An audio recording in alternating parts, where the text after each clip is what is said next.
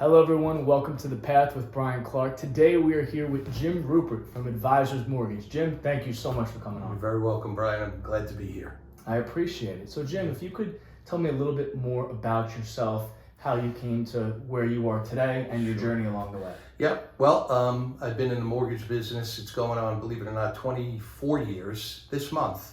I started off, I was in sales my whole life. Worked up in the East Brunswick area, and my first job was with Wells Fargo in the mortgage business, and learned everything there and progressed into a couple of different offices and a couple of different companies along the way, and wound up at Advisors 4 years ago, which is the best company I've ever been with, and I manage this office here in Homedale. And my main goal over the years has been to help people get into homes, and especially the ones that were first-time home buyers. That was always my specialty. So it's been a great ride, and I love what I do, and every day I enjoy coming into work, and I enjoy working with people and helping people. So That's kind of where it went. Yeah. And can you talk about some of the questions that you frequently answer for first-time home buyers? Yeah, there's a lot of things out there, unfortunately, that are untrue or just have misconceptions. The one big thing I hear a lot from first of all, most first-time home buyers are really scared. They're really petrified. They think the process is going to be something that is really difficult.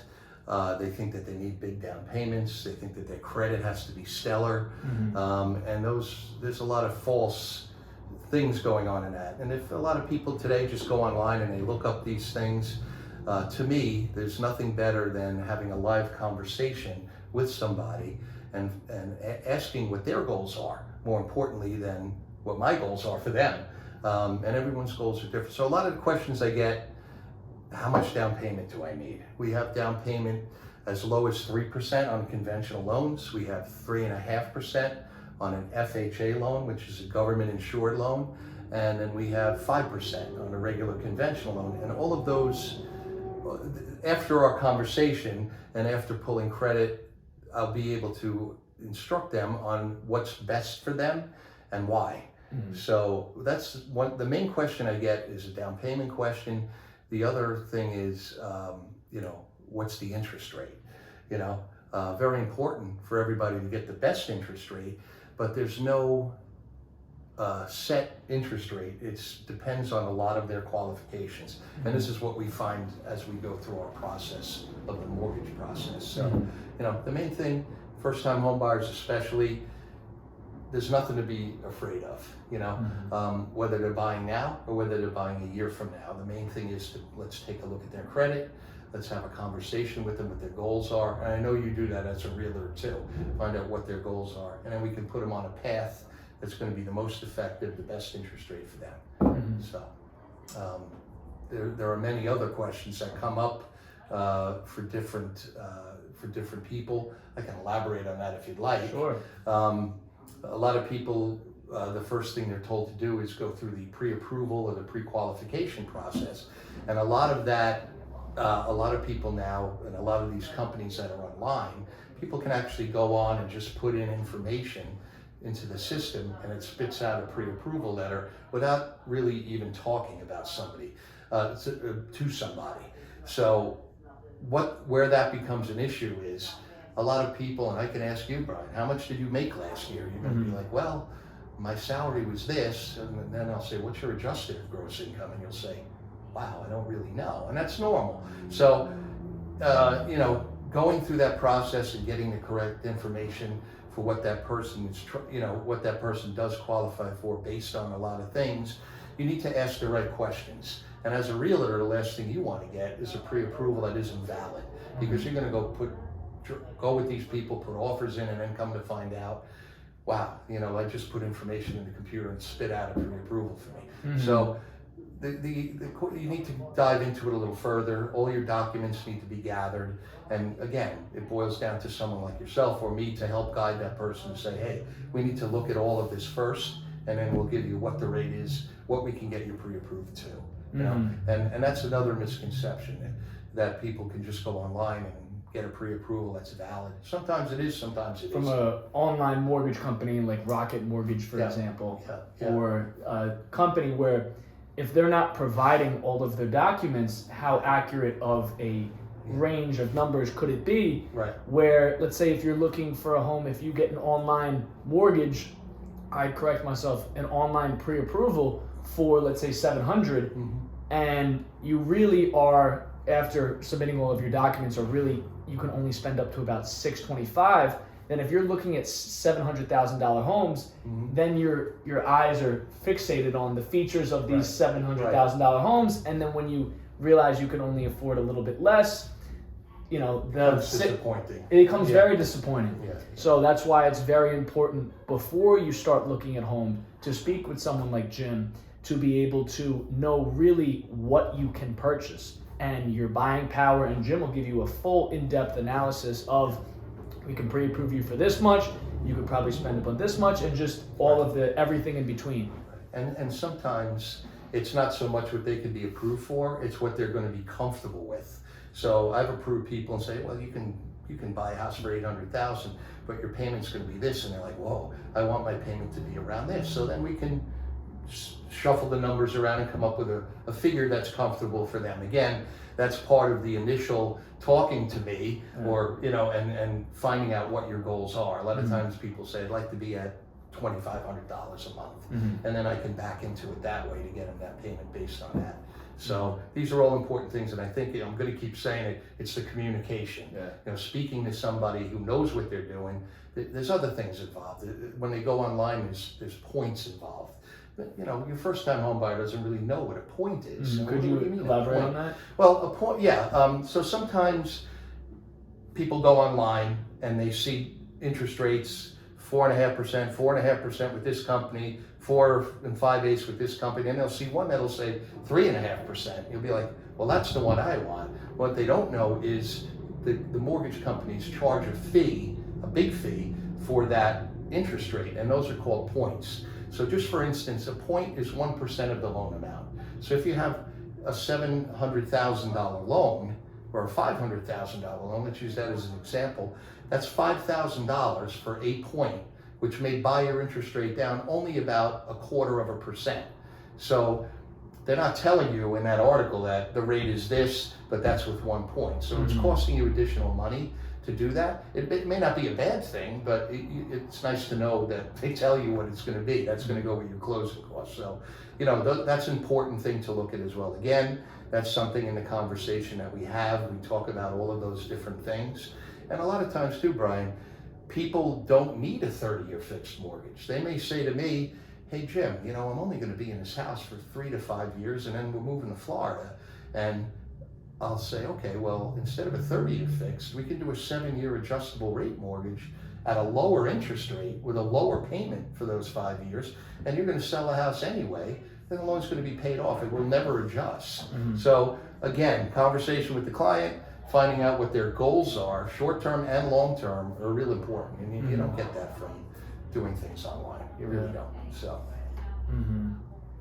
And then, based on your experience, because you've been doing this for so long, what have some of the qualities and attributes that you've gained from having this much experience and working with all these different types of people?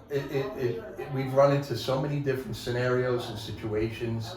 I've had people come to, just last week I had a young girl come to me and say, I went to 3 or 4 different mortgage companies and they denied me. And I said, well, why?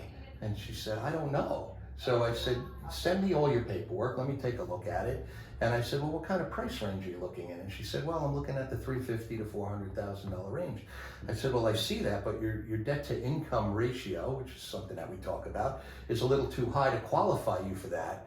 And I just asked her a simple question. Do you have anybody that you can co-sign with you? And she said, oh yeah, my parents can. And I said, okay. And we got it all done. We approved her. And she went out and she's looking at houses right now, but the other 2 lenders didn't ask that question. So from experience, I always look to probe everything. I'm never gonna, I hate to say that I can't do a loan for somebody, and it really has to be difficult not to. Even if they have bad credit, some of the other experiences I have, they have a subpar credit score, which they can't do a mortgage with. But sometimes other people just say, well, when you get your credit score up, let me know. But how do you go about doing that? So we've actually worked with people to get their credit score up. We have people that work with them that we can send them to, or I can do a simulator on our own system that says your score is this, it needs to get to this, what do we have to do? And it'll say, well, pay this account down, open up a new card. So if that buyer isn't a buyer right now, they may be in 2 or 3 months. Very simple fixes. So learn to do that. Another thing is looking at people's tax returns.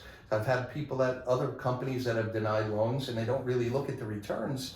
And I'll say, well, wait a minute, you had a loss this year, but you didn't have a loss this year. What was that about? Well, that was a one-time occurrence. Somebody was ill in my family, I had to take a break. And now that's explainable to an underwriter, where that loan can be approved because of the situation. But again, it's all about experience and having these things that you need to look into. And, I pride myself in that. I hate to lose a deal because I can't do the deal. And most of them we can do. And if we can't do them now, we'll find a way to get them, fix them up so that they're done. And those people will need a home, you'll need a client, and I'll need a mortgage. So whether it's 2 months from now, 6 months from now, or a year from now. And I've been very successful at that, getting people from where they couldn't buy to where they can buy. So, awesome. Yeah.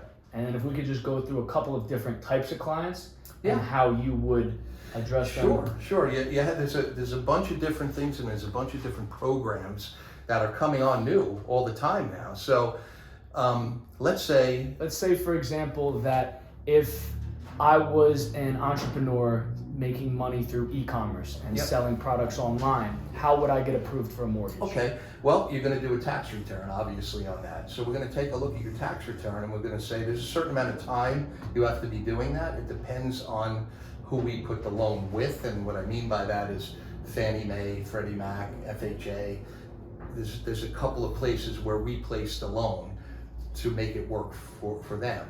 And then there's the non-traditional channels that we have also, broker loans that we are able to do in certain situations. So if someone's an entrepreneur, they've been doing things online, they're making money, e-commerce, whatever, Bitcoin, whatever it is, however they're making money. If we look at that tax return and we can see that, hey, this is the money you've earned at the end of the year. Before you go to your accountant this year and he starts writing everything off, let's leave that alone. This is how much you need to show that you earn on paper without deductions in order for you to qualify for that mortgage. So there are many different ways to do that. We work with over 42 different banks. So we lend our own money, but we move it to the bank that best suits that person. Unlike if you go into Bank of America, just to use an example, they have one set of rules, one set of guidelines, and that's it. When you come to advisors of me, you have 42 different places. So I know if you're coming to me for a condo, Wells Fargo isn't where I want to put that loan. They're not that great at condos. Chase, no way. PNC Bank, they may be where we're going to go. They have the best rate. They're really good with condos. That's where we're going to take your loan. So, for the new person in that type of business or self-employed borrower, which is another thing, a lot of people who are self-employed, whether it's e-commerce or whether it's a landscaper, there's different things you have to look at on the tax returns to help that person qualify. There's a certain amount of money when they take write-offs, there's a certain amount of deductions that you can put back into their income. For instance, if they have they're buying lawnmowers, that's a one-time loss, but you can put that back into their loan to use it to qualify income. So there's a bunch of different ways. There's people sometimes think there's no solution to that. The only thing I would suggest on that also, and we do this all the time, is when someone gets involved in the starting to purchase a home, that certain things you can do and certain things you can't do. You want to keep your job. You don't want to switch jobs in the middle of a transaction. You don't want to open up a lot of other credit. You don't want to go buying a car. You don't want to go buying furniture for the house that you don't have yet. These are different things. We send out a list, it's called the do's and don'ts. We send that out immediately when we do a pre-approval. So there's certain things that they need to continue to do well, pay their rent, pay their mortgage, whatever it might be that they have. Don't open up any other credit. Don't make any large purchases. Don't deposit lots of money into the bank that you have under your mattress. There's certain reasons why we do that. And again, comes back to coaching, asking you what to do. Excuse me. So,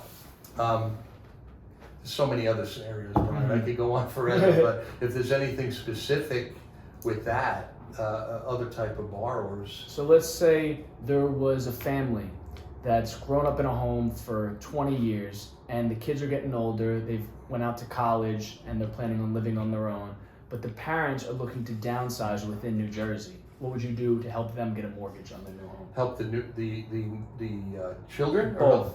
Oh, okay. Well, we call the parents would be either a move down buyer, someone who maybe is leaving a 5-bedroom house and they want to rent in a condo, or they're moving out of state. So that's most of the time that's a pretty easy thing, because most of the time people don't need a big mortgage because they're probably selling a bigger house to downsize to another house. But again, we would go through the same process as anyone else, and we say, where are you looking to buy? How much are you looking to put down? Maybe they want to hold on to their money that they're getting from the equity of the property. Maybe they want to give some to the kids as a gift to help them as a down payment. Yeah. So that's another thing. Maybe going to the children's side, again, we would need to pre-approve them based on their income, their assets, and things like that. But gift funds are allowed. That's another thing that people don't get. Gift funds are allowed by either parents or a family member. They're able to be given as a gift towards a down payment or closing costs. There's also, in New Jersey and many other states, but in New Jersey, there's a first-time homebuyer grant, which we spoke of online. Most people don't realize that. Monmouth County has a really good one. It's $10,000 for closing costs and down payment or down payment assistance, and the state has one as well. There are income limits and things like that need to be followed, but there is free money out there, and it can be very helpful. So, and people don't realize it. So if they fit into the box, I always bring it up, and it's not hard to get. And that's a topic for another conversation. But just know that it is available out there, and money out there to help. So helping the individuals, again. The parents are easy. The move down buyers, they've probably been through the mortgage process before. Maybe it was 30 years ago, but they've been through it before. And most of the time they have big down payments. We just qualify them the same way based on whatever their income is now. Same with the children, the kids that are leaving and looking for their own place. This is another topic, a lot of people don't think they can buy. Oh, I got to rent now. Well, you know what? You don't in a lot of cases. You're able, well, I don't have a down payment. Well, maybe we can get you a grant, So instead of paying $2,000 a month rent, I'd rather see somebody buy something and pay $2,000 or less sometimes for a home. So, again, and that can be literally, Brian, this is where people get, oh, that's a big, long process. I can literally tell them that in about 15 minutes, based on their income, their credit, their assets, things like that. 10 minutes and say, yep, here's what you can do. Or, you know what, why don't you rent for a year? This is what you're gonna need to do. Maybe fix your credit up a little bit, and in a year you'll be ready to go. So a bunch of different ways to go with it. We just need to look at everything and have the conversations. That's basically it, yep. Perfect. And if someone were to reach out to you and speak to you, you'd say take about 10 minutes. What would that 10 minutes look like if someone's reaching out to you? Well, there's a couple of things that we would do in the 10-minute pre-qualification thing. Basically, information. Where do you work? How long have you been there? Do you rent? Do you own? Are you selling a home? Are you looking for your first home purchase? Are you looking for a condo? Are you looking for a townhouse? Are you looking for a single family home? Looking for a multifamily? And I'd write all it down. Get your social security number, date of birth, how much do you have in the bank, and what do you do for a living? And if it's a simple, I'm a W-2 employee, I'm a school teacher, I've been here for 4 years, this is what I make, I'll call you back in 10 minutes. I punch everything into the system, the credit's great, they make X amount of dollars. Here's about what you can afford based on that. We don't know what the taxes are exactly, but based on that, you're in this range right here. But what I'd like to do is, now that we got that squared away, here's the documents that I'm gonna need you to send me to just verify all of that, and we'll have a file on you whenever you're ready to go. So the documents are pretty simple. It's 2 years of tax returns with the W-2s, or 1099s if they're self-employed. 1 month of bank statements, 2 months of bank statements, 1 month of pay stubs, copy of your driver's license. That's really it. And that'll give me all the information I'm going to need to give you a real solid, exact pre-approval based on the rate, today's rate. Got it. So it's pretty simple. It's not a difficult process. And then at least you know where to go. Then it goes back to you, Brian. And then the hard part comes is finding them a house that fits into that category. But I know you're great at that. And we have the same philosophy when it comes to working with the clients. So that'll be an easy thing for them to handle. And can you speak on that philosophy as well too? Well, I think our philosophy is let's get a good solid pre-approval on a client, come into a range that they're looking to do, find out what their goals are, find out what their needs are, find out what their wants are, what they're looking for in a home, what they're looking for in a mortgage, where their payment wants to be, and then go out, find them a property that's just perfect for them, and make everybody happy. I mean, at the end of the day, when that happens, I'm sure you as a realtor feel great about what you did. I feel great about helping that person get into that. Excuse me. I feel great about helping that person out, and they feel great about their purchase. So that's my philosophy, and I think it's yours as well. Yeah. And you know what? The other thing that sounds really corny, and when I say it, it sounds really corny, but over the years, it's happened to me a lot. Is I don't want that person to be my client just at one time. Yeah. I want their next house and their next house. You want to build a relationship with someone over a long period of time. Exactly. And that's where it really comes down to, I'm looking to find you exactly what you're looking for.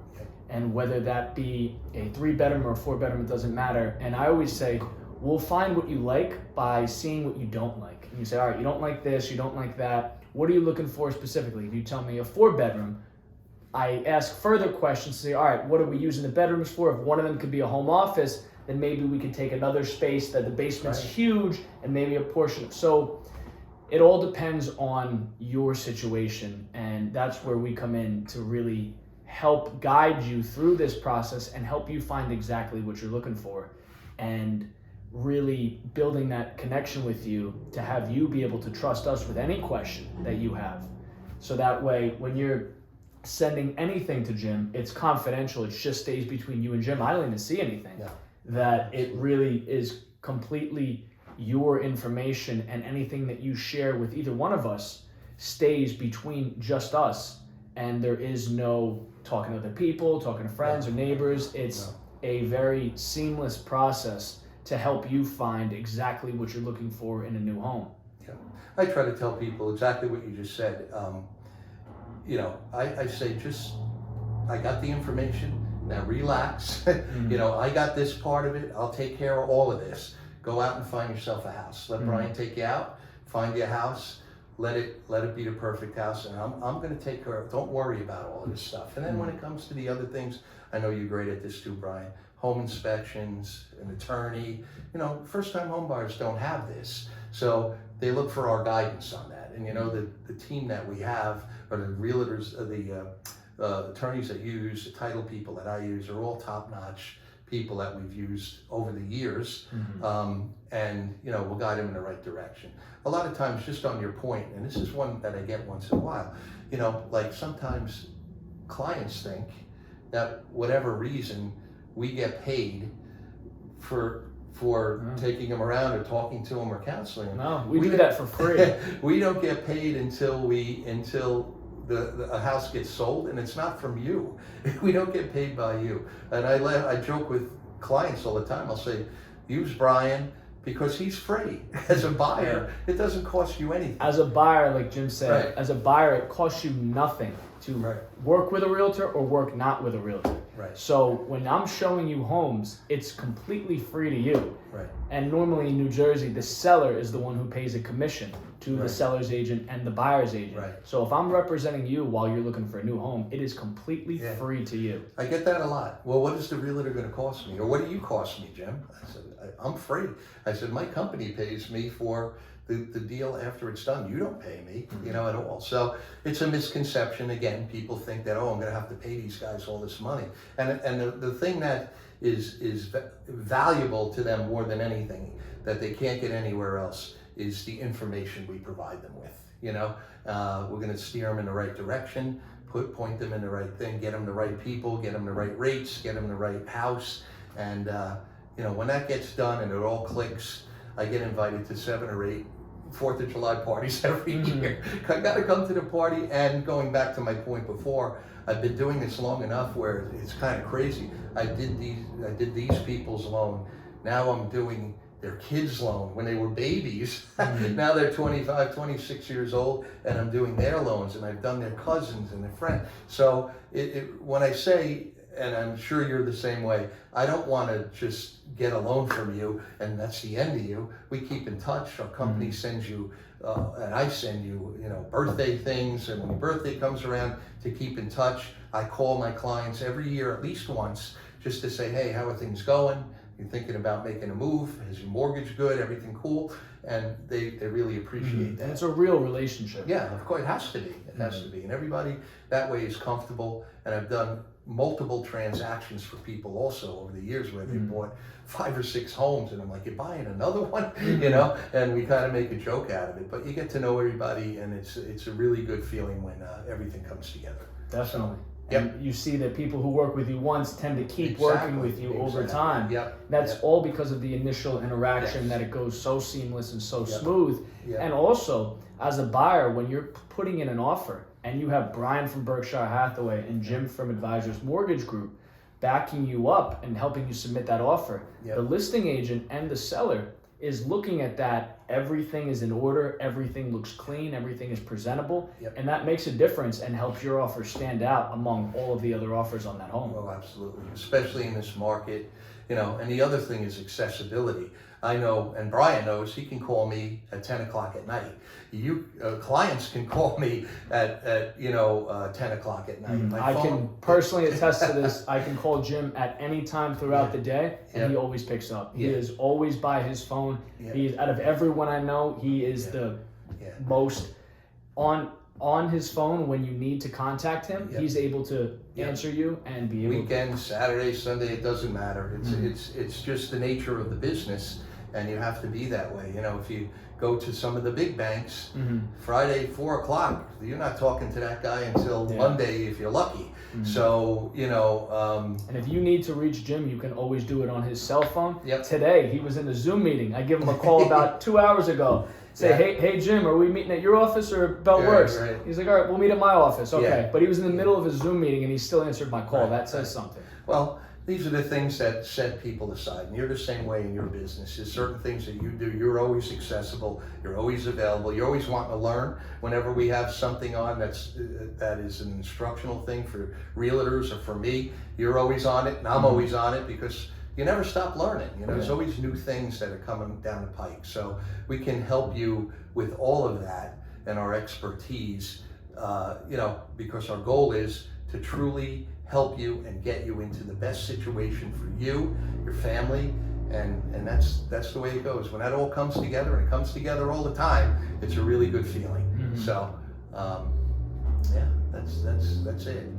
So. And then, what would you say to first-time home buyers that are nervous about getting a mortgage right now? Well, the first thing I would say is don't get too involved in what you hear out there. The prices of houses are going to come down. Interest rates are going through the roof. They're at 5%.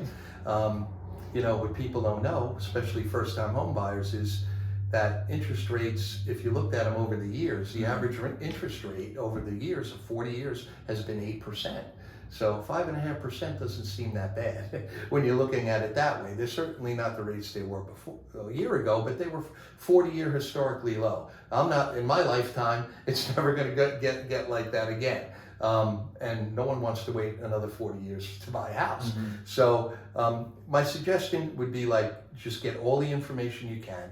Talk to a mortgage rep. Hopefully it's me, but talk to them and hope that mortgage rep is looking out for you, asking you the right questions. What are your goals? What are you looking to do? Where do you want your payment to be? What do you think is comfortable for you to go? And then, again, talk to a real estate agent. Don't try to go it on your own, going out to a open house and just talking to 17 different realtors. it's not going to work. A guy like Brian is very aggressive and knows how to work for you. His job and my job is we work for you. That's what we do. So he wants to get you the best house. I want to get you the best house at the best price, the best mortgage. And, you know, my suggestion would be to just have someone that you communicate with, someone you're comfortable with, and then put your trust in them and let them do their job. Because, as Brian made a very good point, go out and see what you don't like, you know, and eliminate those, you know, and then you'll get closer and closer to the one that you want to be at. From a standpoint of mortgage, Brian touched on it. This environment right now is you got to really stand out in your pre-approval letter. If you're going to Rocket Mortgage online, realtors are not dumb. They'll look at your pre-approval letter on an offer and say, Rocket, they probably didn't give them their documents. They probably didn't even talk to anybody. It was all computerized, you know, boom. Advisors, not tooting our own horn, we do the most purchase business out of anybody in Monmouth and Ocean County. We're the #1 lender on purchase business. That's a big thing. That's Bank of America, Wells Fargo. We blow them all away in purchase business. Mm-hmm. So we do it right. Our operations, meaning processing and everything, is done right in-house. We don't send anything out to another state to be processed. And the biggest thing is, we touched on it before, is accessibility. So, sometimes, Brian, things come up in a transaction. Not everything is silky smooth. Maybe something happens where... We'd love it to be, but that's not always the case. Yeah, not always. I mean, most of the time it is, and nice and smooth, but once in a while something comes up. And I'm this way too. If I have a problem with something that I bought, if I can get a hold of that person and they take care of it, I don't have any problem. So if something does come up, call me 24/7. Call Brian 24/7. We'll get on the problem, we'll tackle it, and we'll take care of it. So sometimes things pop up in the process, but that's okay, as long as you have somebody that's going to be able to overcome it, look at it, you know, and correct the problem, whatever it might be. Mm-hmm. And you know, I've been very good at that as well, and I know you have as well. So, you know, that's it. I think keeping those things in mind will put you on the right track to homeownership. And don't be afraid. A lot of people are just overwhelmed with all of the things that they hear. And I have people, and the reason I know this is I have people that say this to me. They'll have a conversation with me, and in 10 minutes, and I get this all the time, and I guess it's tooting my own horn, but they say, Jim, you told me more in 10 minutes than my other mortgage guy told me in 10 weeks. Mm-hmm. Wow, you really hit on everything. Closing costs, all the things that they don't even talk about. So, you know, and they have a much clearer picture. I'm sorry about that. No problem. So. Yeah. And then to speak on one last type of Sure. person, what would you say if a buyer is working with me and they want to fix and flip a home? How would you help them do that? Oh, that's one of our specialties here. So, again, we have to take a look at, are they looking to put the money into the loan as well? Mm-hmm. Okay, so we have a bunch of different products that are either a renovation type loan. Oh, I'm so sorry. This is what my day is like. Renovation type loan. If you put it on airplane mode, then it won't. Yeah, do I'm that. sorry. No problem. So renovation type loans and things like that. Here, I'll re-ask the question one time. Yeah, hang on. Let me turn this thing off. Where are we? There we go. Beautiful. Perfect. Okay, so if a buyer was working with me and they wanted to fix and flip a home, how would you help them do that? Okay, great. There's a lot of programs that we have, and we really have a specialty program with that. So basically what you're going to have is you're going to have a person that's going to acquire a home for a certain price, and then there's going to be a section that's the money that's set aside for the renovation. So let's just say they're buying a house for $300,000, and it needs $100,000 for the renovation. So that's a $400,000 loan. We have a product that's second to none. It's a specialty product. We have our own team at Advisors that works on that product, where we can basically get them all of that renovation money and packaged into the sale of the price as well. And then when the house closes, they have 6 months to get that work done. Of course, an investor is going to want to get it done much quicker, which they can do, to get those people in there to do the renovations that were talked about. We handle all of the draws, meaning that the loan's $400,000, they get their 300, the people who they bought, we keep the extra 100, and as the work gets done, we send an inspector over to make sure it's done correctly, and we draw that money right to the contractor. So it's a great product.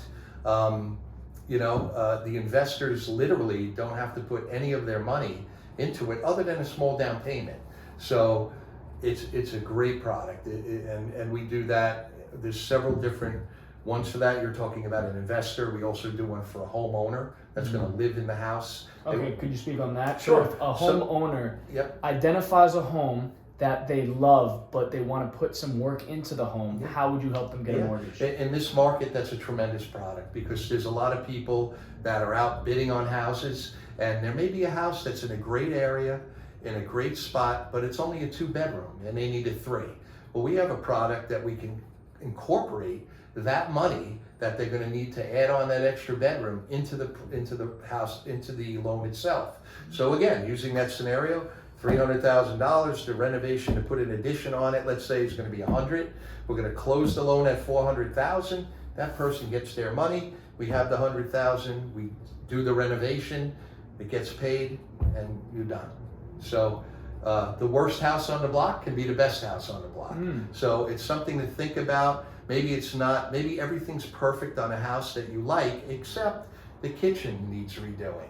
And you don't have the money to do it right now. You can incorporate it into the loan, and we base the value of the property at what that house is going to be worth after those renovations are done. So you also gain instant equity in the property too. I have one scenario on that I'd like to elaborate on. A young man, he was only 21 or 22 years old. He wanted to buy a multifamily, and he wanted to rent it out and live in, the one apartment. He wanted to rent out the upstairs apartment, but the place was a wreck. It happened to be in Hoboken, which is a really great area, but the home needed a ton of work. So he got a really good deal on it. He bought this 2-family home for $400,000, and it needed $200,000 worth of work. So he got it renovated beautifully, $600,000. When he was done with the property, not only was he living in it and renting it out, the rent was just about covering his mortgage payment. The property was worth $1.2 million when he was done. And this is a 21-year-old young guy like yourself that really, I was like, wow. And I did the loan for him, and man, I was impressed. I was like, wow, what a smart kid. So he's got a lot of equity in the house. He's rented. He has nice, good renters in there. It's in a beautiful area, Hoboken, and he's set. And all that thing's going to do is keep going up in value. So, there's a product out there for everybody. And, for people who don't, again, it's all, going back to what you said, what would you advise a new person buying? Don't be afraid. Just let's have a conversation, and I'll tell you all the good, the bad, and the ugly, and, we'll get you right back to Brian. Brian can get you on your path to home ownership, because there's so many advantages of owning a home, tax-wise. There's so many different. And then if you can go a little bit on that, for someone in their 20s, buying versus renting, which one should you do? Always buying. Many reasons why. The main reason why, if you just do the math yourself, let's say you're paying $2,000 a month in rent. That's $24,000 a year. In 5 years, $120,000. That you just threw away. You have a bunch of receipts in your hands. So, home ownership, again, if you don't have the down payment, don't really let that scare you. We may be able to get you a grant. If not, we'll find a way where you put you on some kind of path where you can maybe budget your money, maybe get 3%, 3.5% down. And some of the benefits of home ownership, obviously, I'll just tell you, in Monmouth County alone, prices of houses have gone up 20% in the past 2 years. So if you bought a house for $200,000 2 years ago, it's $80,000 in equity that that's your wealth that's gone to you. Now that house is worth that. That's equity that you can borrow against if you choose to. That's number one. Number two, you have the ability. So the other thing people don't understand is if you have a $2,000 a month mortgage payment, all of the interest on that mortgage is tax deductible. So that payment really isn't $2,000. It may become $1,700 because of the tax advantage you're going to get on that. So you also have a tax advantage when you buy a home. So I think the main thing is, especially for a young person, if you're buying a house now for $400,000, God, what's it going to be worth in 10 years? 800? I don't know, 900? So you're gaining that equity in your property, and at the same time you're paying down your mortgage. So I mean, it's a win-win for everybody, and that's the way. Maybe down the road you want to buy a second home. You can tap the equity of that house, use that equity money as a down payment towards a second home. Maybe a house in the mountains, maybe a house down the beach, maybe a rental property that you want to rent out, or maybe you want to leave this property and buy a new property and make this your rental. So there's so many different ways to go, and there's so many benefits of owning versus renting. Million, So. And then another question that I had is, I'm 23 years old. Yeah. Let's talk house hacking. If I wanted to buy a duplex in Monmouth County, preferably let's say Red Bank, for example, how would I get a mortgage? What would that process look like if I wanted a house hack, live in one unit and rent out the other? Right. So if it's an owner-occupied property, which it would be, it's very simple. I mean, your down payments are going to be the same. Well, I shouldn't say that. On a 2-family, they might be a little bit higher. 3 families, a little bit higher on down payment. As long as you can get the down payment, the mortgage process is exactly the same. There's no difference in the documentation or anything. And then what we can do is, you're living in one unit. Let's say it's a 3-unit or a duplex. Let's say it's a 2-unit in Red Bank, and the one unit you're living in, the other unit you're renting out for $2,000. But your mortgage payment is only $2,100. We can use 75% of that rental income that you're getting towards your income. So if you're making $75,000 and we're taking another, $1,500 a month that we can use towards your income to qualify you for more of a home. So it is a really, the process is the same. It just may be a little bit different in a down payment. If you're doing an FHA loan, not to start to get into all of that, you can literally put 3.5% down on a 2-family house, live in it, rent it, and let them pay most of your mortgage. And for someone young like myself, would you recommend, if someone young was looking to start house hacking, would you recommend an FHA 3.5%? If that's all they want to put down, yeah. There's nothing wrong with an FHA loan. An FHA loan has a lot of flexibility in it, especially for a first-time home buyer. Maybe credit's not that great. FHA kind of overlooks that more so than what would a conventional type loan.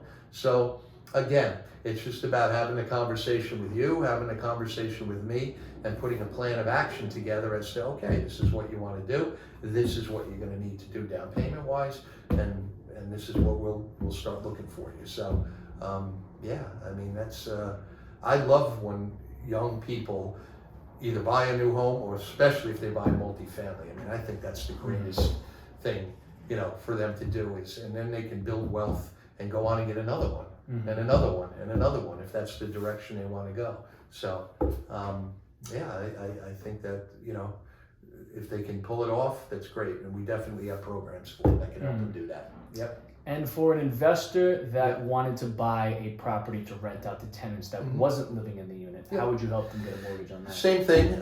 They just have to put more of a down payment. That's strictly an investment property. What do they do?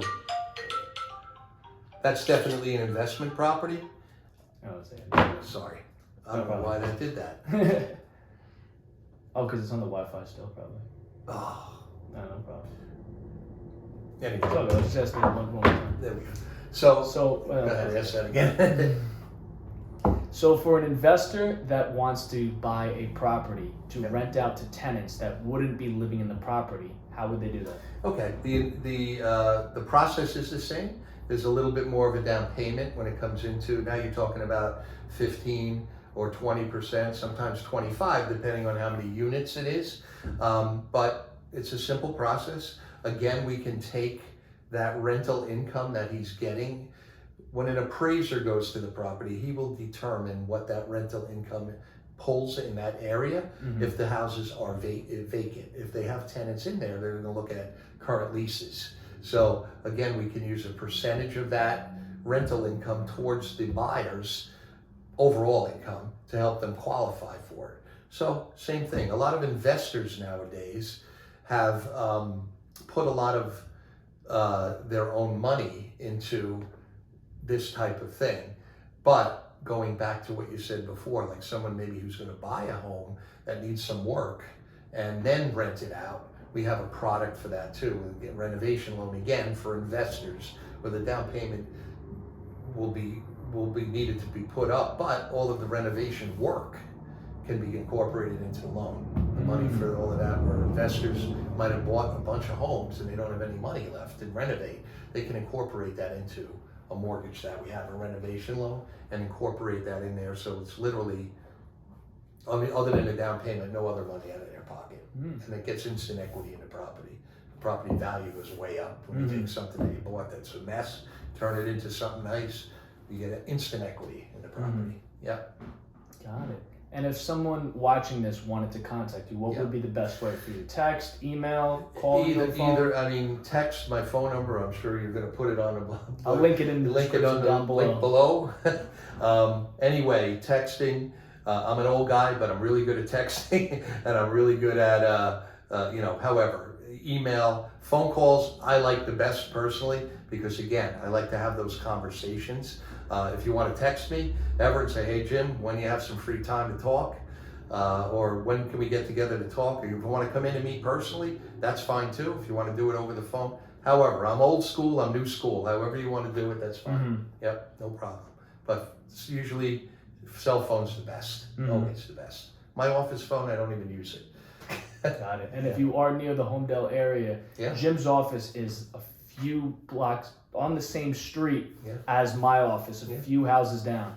So our offices are right next to each other. If you're by the Homedale area and wanted to stop by, you could come meet me in my office, meet Jim in his office, or we'll come together and meet you at the same time. Yeah, we could meet you here. I could meet you at the office. We'll have a bite to eat, have a cup of coffee, and discuss again what your goals are, what you're looking to do, and let's see what we can put together for you.